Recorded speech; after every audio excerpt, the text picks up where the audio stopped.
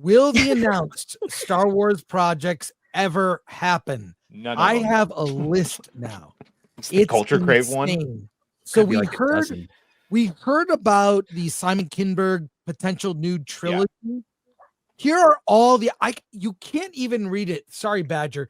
You cannot even. No, I've read this. I know them by heart, unfortunately, and I can actually read it. Did you see the one that Simon Kinberg is considered a safe choice? The dude that comicbookmovie.com, who I would describe as a shill site, is calling for Kathy to be fired for this decision. Like, I mean, let me try to zoom in here and we can go down the list. Yeah. But it's Simon Kinberg's Star Wars trilogy, is that episodes 10 through 12. Writer and producer of all three films. Mandalorian and Grogu, New Jedi Order, James Mangold, or no, that's the Daisy Ridley one with Charmin Obaid Chinoy, James Mangold, Dawn of the Jedi, Lando, Dave Filoni's Star Wars movie that wraps up all the Disney Plus Star Wars series, Taika Waititi's movie, Sean Levy's Star Wars movie, Rogue Squadron, Patty Jenkins' Star Wars movie, and Rian Johnson's Star Wars trilogy. Nope.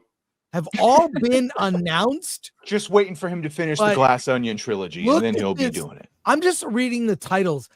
And to be clear, and Script, you know about this, studios are developing a lot of stuff. I've gone into offices where I've seen a wall of scripts, all with Sharpie on the side of the script written with a lot of this. I don't doubt that these are in development. What I doubt is that much of this, more than half, will never happen. She's just waiting for a win, right, Chris? And then she can retire. So I've heard, although I did hear a rumor from a source, and don't make a whole video on this, that she would be leaving in March. That's what her going on vacation. It's like, yes, you could know. It's like someone's trying to convince me. No, I heard it. It's like, all right, well, whatever. We'll see. The videos are already being made right now. If it becomes true, clip me, but March was her, I guess, planned departure. But all of this stuff, it's a couple of these things will happen, but they tend to announce and then nothing happens. Well, we know the Mandalorian is happening because we actually have footage, and they've actually made progress on it. Will probably happen for sure. Well, I want to hear what everybody thinks. Chime in, which I just wish they would leave Daisy Ridley alone already, man. Just Dante, you should start this. You should start this hashtag or whatever, because you said it last time, and I agree with this. They're only setting her up to be made fun of. They are trolling this girl at this point. She's doing press for her new movie, and they're all hounding her for updates, and she's like, well, there'll be an update soon. And that same day, Stephen Knight departed. Just let her go. Let her go. The Simon Kinberg one, aside from the fact that he's done some horrible movies, this is the exact thing we've said they should have done from day one. Get one damn person to write all three. Now the only argument is, does this take place 10, 11, 12, or is this completely separate? Both Deadline and Hollywood Reporter were arguing because everyone has a source. Of course. So now, are all of these separate theater release, or is it some go to Disney Plus, some go to the theaters? Oh, it's worse than that, Dante. This is unfortunately what's called the short list. So this is only what they've revealed versus what they're actually developing. And this is the stuff that they're hoping to reach their final destination with regards to completion. This looks like oversaturation to me, because where's the anticipation? Where's the excitement? The scarcity creates value, and there's no scarcity here, because this list, I think, is 10 titles, but more than 10 movies. Because Bob even said they weren't going to do this. But let's be realistic too. They're not, more than half of these aren't getting made. Well, when was Rian Johnson's announced? 2017. So it was during him doing Last Jedi. The annotation. People are getting announcement fatigue. Whenever they announce something, no one takes it seriously. There is no hype for it, because these projects, most of them, have just languished until they're forgotten, and then they announce something new, and then they're reminded of what they already announced that they never did anything with. So no one's taking it seriously. I'm gonna make a prediction. Everything under Mandalorian and Grogu is not happening. Yeah, and we only know that's happening because they actually showed footage at the D23 that they. I think Dawn of the Jedi might happen, because it is sufficiently far enough away and there is source material that they can steal from. I think that one might happen. And when was Rogue Squadron announced? Because that was a while ago. That was during too, Wonder Woman 3 when that was day and date. Wasn't And then an it was Investor announced it was Day canceled. presentation? But then she came back and said, no, they've asked me to work on it again. So as of the last time we heard from it, Patty says she's writing it. Well, we know she's not working on Wonder Woman, so you know what? That might be That's true. right. That is correct. Honestly, who would want to seriously like work under these conditions? I mean, you could be doing other things, but you're basically just locked into this state of, I don't know, development hell before anything actually Kathleen happens. Kennedy is leaving in February, according to Chris Gore. Oh, she's leaving in March, actually. Well, Sorry. that doesn't So, mean breaking anything. news. To the question as to why they keep doing these announcements, so that's because Disney pre-sells these films at film markets to get money for financing, to help them secure lines of credit. There's no other explanation for it at this point. And this also goes back to reinforcing how they've been overspending on these products so much that now they have to keep on producing more and more to try and make up and pay off the debt that they've incurred or the money lost from their productions. There's never, not even Marvel at its peak, announced 10 movies like this, or sorry, 10 titles of this with over 16 movies in accordance. Every phase was like, what, 6 movies ish that they'd pre-announced, like these are the titles we're going to do, and then they'd surprise you with a couple of others. Because again, at their peak, they did 3 movies a year, and that was pretty much it. That was your sweet spot for them. And then they went 1 movie with 4, and then the pandemic hit, and then we got what we got. At this point here, Disney has announced more things than have ever been produced. And the sad part is that the normies out there that aren't following this as closely, they think Star Wars has been kind of in dormancy since The Rise of Skywalker.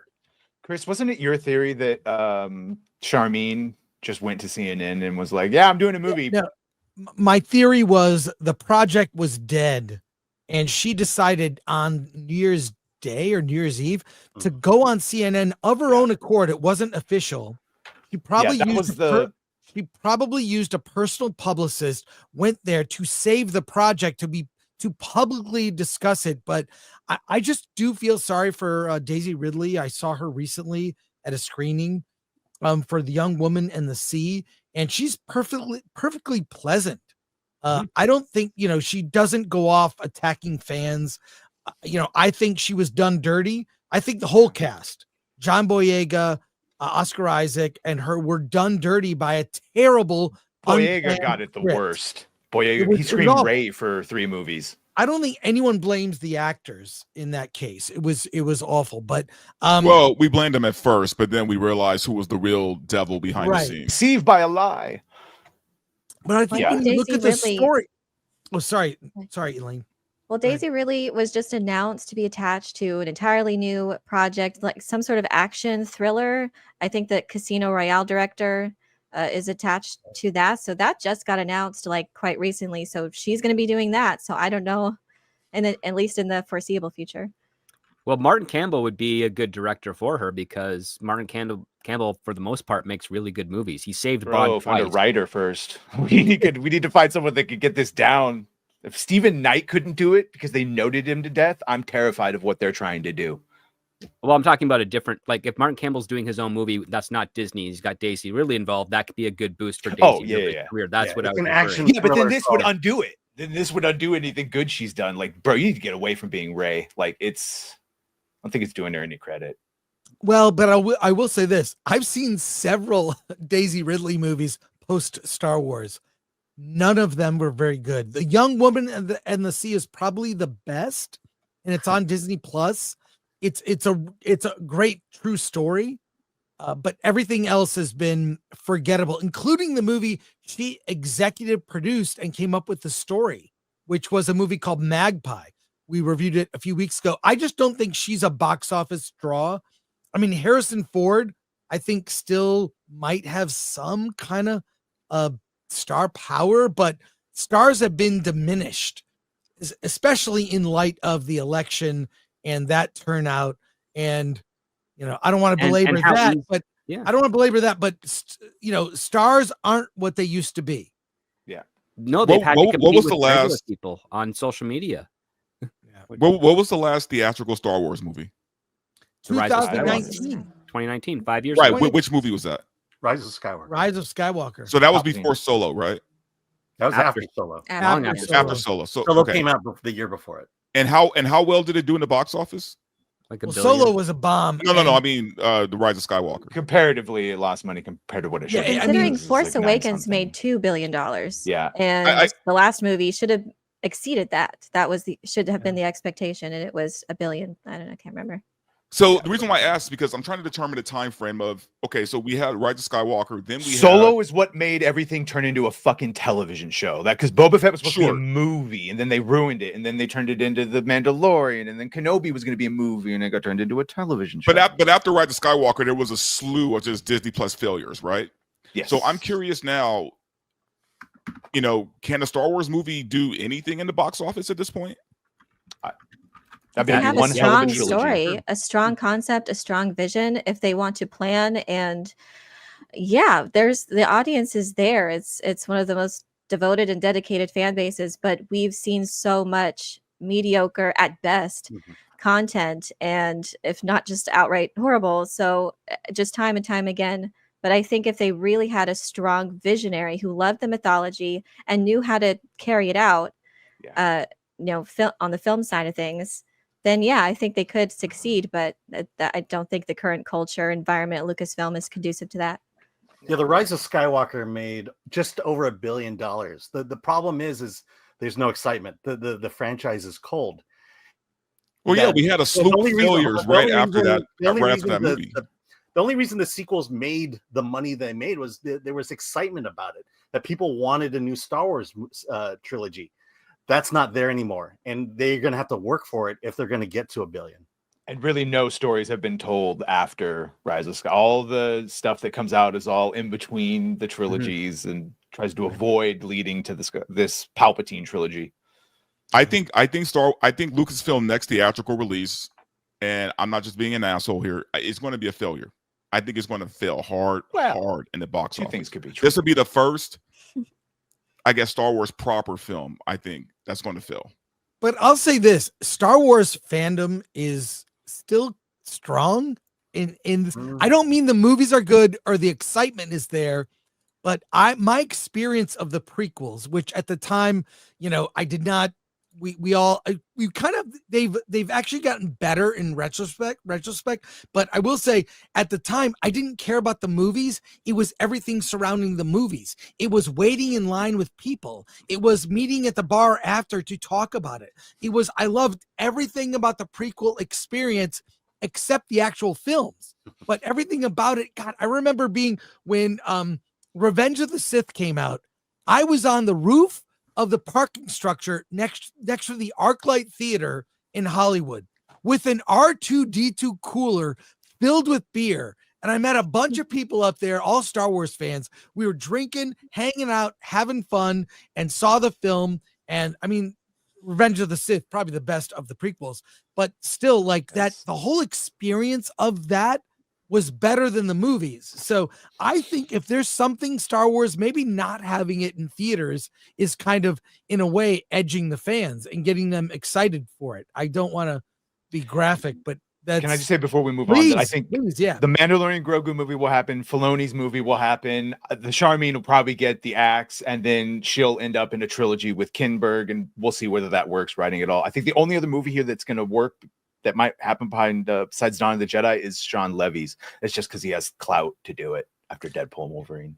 I would say I agree with you. I agree with you, Badger. Mandalorian Grogu is going to be the litmus test to whether Star Wars has legs anymore. It's a horrible name for a movie. It's not in the Star Wars universe that the current one, but it says whether people are excited about this franchise at all anymore. Yeah, I think Patty's movie might make it as well, only because there's no way Kathleen Kennedy's not going to use her. She can't fire Charmin and fire Patty. So she gets Patty going forward, and then she makes Rey star. She can get rid of Charmin. Just it didn't work out. She was a documentary. There's no way that she's going to pass up on Patty Jenkins. There's no way. Yeah. They might just be frustrated working in this environment. I would be. You're just languishing during this development. They go through a lot of creators. Be moving on to other projects like Stephen Knight is doing, who's moving on to Peaky Blinders. He made them a whole script, gave him a ton of notes, basically wanted him to rewrite it. And he's like, no, I've got other things to do that actually know how to carry out a production or in an orderly fashion. Yeah. Turns And out have it's a little shockingly freedom hard to there. write. Alan, let's say it's shockingly hard to write Luke giving all his story to someone else. Like it's hard to write Ray doing what Luke should have done and not have it feel hollow or stolen or alien. Well, when I first fell in love with Star Wars, I look forward to the final, the 9 chapters where the granddaughter of the main villain of the series would be the surviving protagonist. I think we can all agree that was a good choice. So there you go.